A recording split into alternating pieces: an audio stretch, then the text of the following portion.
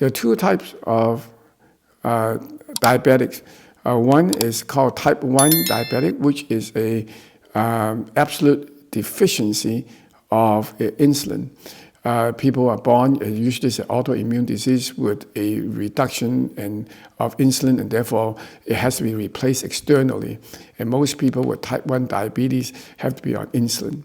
This is not the type that is affecting most adults in the world. Most adults now in the world have what we call type 2 diabetes, which is for a long time has been thought of as an insulin deficiency problem. But it's now in the cutting edge research has shown to be much more complex than that. So let us back off and understand. First of all, when you eat sugar or carbohydrate, your blood sugar goes up and your insulin from the pancreas goes up to normalize the blood sugar. This is normal. And then excessive amount of sugar that is not being used by the cells will be pushed into the liver by insulin as well. And inside the liver, the sugar is converted into glycogen for storage. And the glycogen is a short-term energy store. It's good for about 6 to 8 hours, and is used when our body, between meals, for example, when it cannot get to food. Excessive amount of sugar in the liver is also converted into a thing called triglyceride. And triglyceride is a type of fat. It is stored in the liver to a certain degree, and an excessive amount is then released from the liver in the form, packaged in the form of VLDL, as well as excessive amount can be deposited onto the liver itself. If it is viscerally deposited, meaning the fat is deposited in the visceral organs, then such as the liver, such as the pancreas, such as the gallbladder, then you have fatty streaks. In the liver, it's called fatty liver, and 40% of adults in America has this. If it is transported into the bloodstream in the form of VLDL to be deposited in the peripheral tissue, then your peripheral fat will go up, your triglyceride level will go up, and your VLDL will also go up. Now, bear in mind, in the liver is a closed organ system. So therefore, when you put fat into the liver, it can only expand and accept certain amount. It's like a warehouse. If you have a certain number of packages that's full, then it's not going to be able to accept any more. Okay, peripheral tissue is different. You have lots of room to expand, so you can gain weight, and mostly in the peripheral. You can see that, but you cannot see it when it's in the visceral organs, like the liver. So we talked about triglyceride. Triglyceride, therefore, is really the storage form of sugar in our body. And when it's too much, it deposits into the liver, becomes fatty liver. It also sends a signal to the body to reduce sensitivity to the insulin. So therefore, using the analogy like the warehouse is full, the packages are jammed. So the warehouse is going to close the door, and when the post office comes to deliver the package, then the liver is going to say no more because I'm full.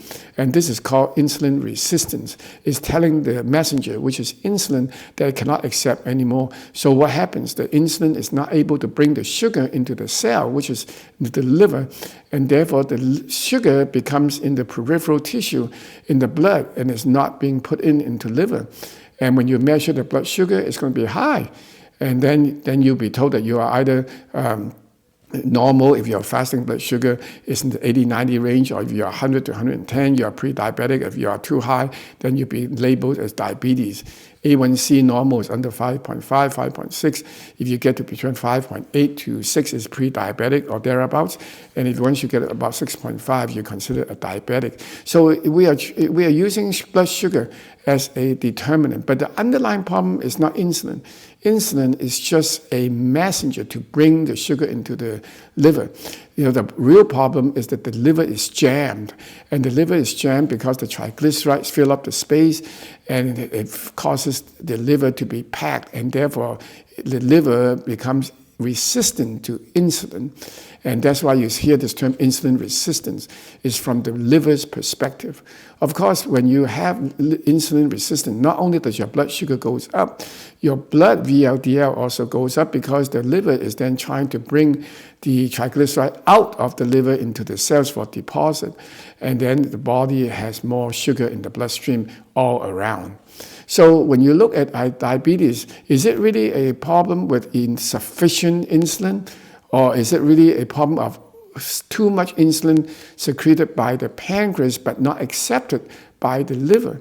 More and more evidence is showing now that is the latter, meaning the pancreas is actually functioning very well, and in fact that's why when your blood sugar is high, giving more insulin to the body either externally or by medication does work, because it basically enhances the insulin's effect in the case of medications or in the case of external insulin by forcing more sugar in the blood into the liver. And this works for a little while, and it's very dramatic. And some people can have it work for 5 years, some people work for 3 years, some people work for longer.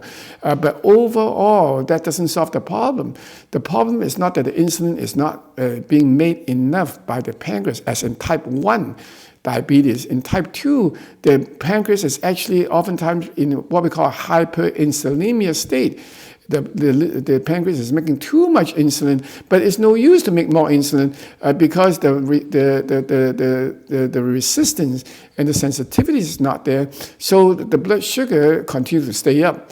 So, it's almost like an alcoholic that's taking a lot of alcohol. And the way to fix that is to stop drinking the alcohol by stop the triglyceride being high via reducing carbohydrate. But instead, most of us are doing the opposite in medications, is to increase insulin load, which can work for a while, as I said earlier, but doesn't work long term. And the meta studies does point to that. Now, for many people who are overweight, by reducing the triglyceride, your blood sugar will drop very quickly. I'm talking about like refined sugars, fruits, bread, pasta, etc. And it's very drastic. It can be over a short period of time. So doing a low carbohydrate diet will work, okay? Now, the average person takes about 200 to 300 grams of carbohydrates a day. And, you can go down to between 50 and 80 grams a day and still be very comfortable and lose some weight. And for a lot of people, that will lead to weight reduction as well as triglyceride coming down, as well as blood sugar normalizing. The lipid panel would look very good over a few month period. Your VLDL will go down, your good LDL will go up, your HDL will continue to stay up, and your weight will go down, your blood pressure will go down. That's the very dramatic effect when you do a low-carb diet. The problem then becomes, well, what happens if you're already at your weight and you have not much weight to lose, or you need a lot of calories because your energy need for the day is very high, in which case the next step is to go to some form of intermittent fasting, where you force the body to burn ketones instead of burning carbs for energy. And so you can eat at about 11:30 a.m. and then at 6 p.m. and you have this 6-hour window or 7-hour gap, a window where you eat, and the rest of the day you can fast, but you can drink water, of course. Okay, make sure you're well hydrated. And people in fasting state, by the way, also have a need for more salt, so you make sure you have more salt in your system and check your blood pressure. But if the low carb diet does not work because your weight is already at ideal, or you don't want to go lower, then you have to go intermittent fasting and increase your protein and your fat intake. Okay, so you have to balance between carbohydrates. Complex carbohydrate is good, but it's low calorie. Refined carbohydrates such as pastas is not good. And fruit is not good except for certain ones like blueberry and strawberry, which is okay. Fat is okay. Protein is okay, provided you don't have kidney issues. If you do, then you have to go on a low protein, high good fat, and a low carbohydrate diet. And it can be sustained if you do it right. If you have no kidney problem, then you can go on a moderate protein, moderate fat, and low carb diet. And it does not mean that you do zero carbs, because your body does need carbohydrate for fast energy. And if you don't want, especially if you have a very high blood sugar for a long time, you want the blood sugar to come down in adult diabetes to be gradually done over a period of time. And always consult your healthcare provider, because you don't want to just go go cold turkey because hypoglycemia, which can happen if you starve the body too quickly, can be a medical emergency and a life-threatening issue. So don't proceed yourself without a careful consideration of the nutritional balance that you need that's fitting for your body. Those who have chronic diseases such as Lyme, adrenal fatigue, chronic fatigue, fibromyalgia, and infections of any kind has to be even more careful because number one, the sugar can be off to begin with and may not be accurate, especially the liver as well as in the lipid. So you need to have accurate readings. But on top of that, adult onset diabetes can be managed very well over time if you pay attention to the nutrition. Remember, diabetes in adult is a nutritional illness. It's not an insulin illness.